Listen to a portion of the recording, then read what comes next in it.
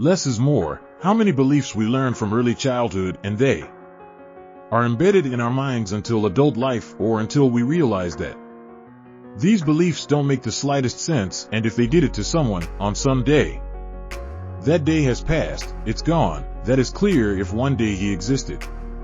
Because maybe these beliefs never really existed, but were invented to create limits for someone, and this someone believed. And what are beliefs? Beliefs, perhaps we could define them as small stories or stories, which existed or not, which are real or not, which are beneficial or not. These stories that we receive can be summarized in a sentence, in a small rhyme, in a small context that sticks in our mind, like chewing gum under the shoe. It doesn't come off easy. In short, the lack of questions makes stories true laws and rules that come to govern the life of a person or a group or even an entire society.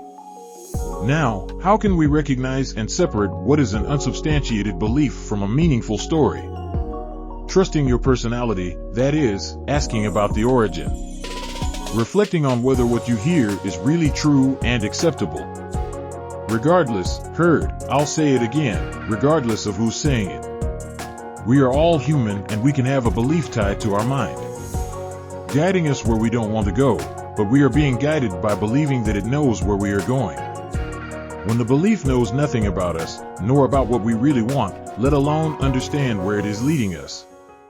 Most of the time, we like to talk and be heard. Yes, that's very good. Now better for ourselves, it's if we listen more and talk less. What? Talk less? Because, now that someone is listening to me, will I talk less? I didn't understand? To speak less is not to stop talking, it is to understand that one should, yes, express what needs to be said. But not forgetting that we also need to listen, which sometimes we have difficulty listening to. We may not be right from time to time, and that's okay.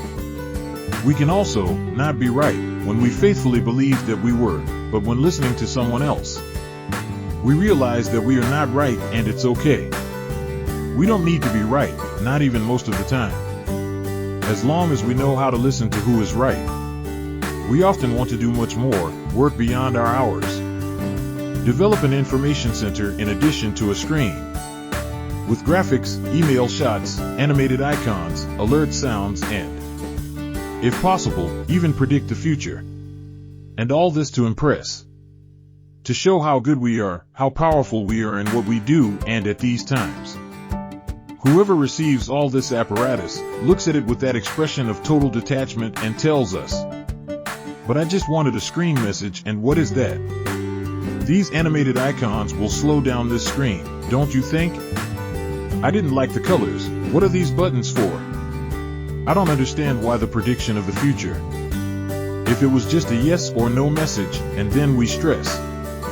We don't have to prove anything to anyone, we have to serve in the best way, with the acquired knowledge that we have and that we can impress, without doing more, but doing what is really necessary, and that can be so little, so less, in less time. Which almost goes unnoticed, but for those who expect the solution, or the service or the product, it is simply everything.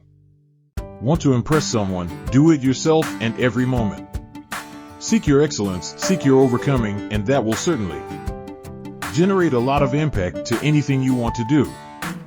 For this to happen, perhaps the comfort zone needs to be left aside and go towards what is unknown to you. Good trip.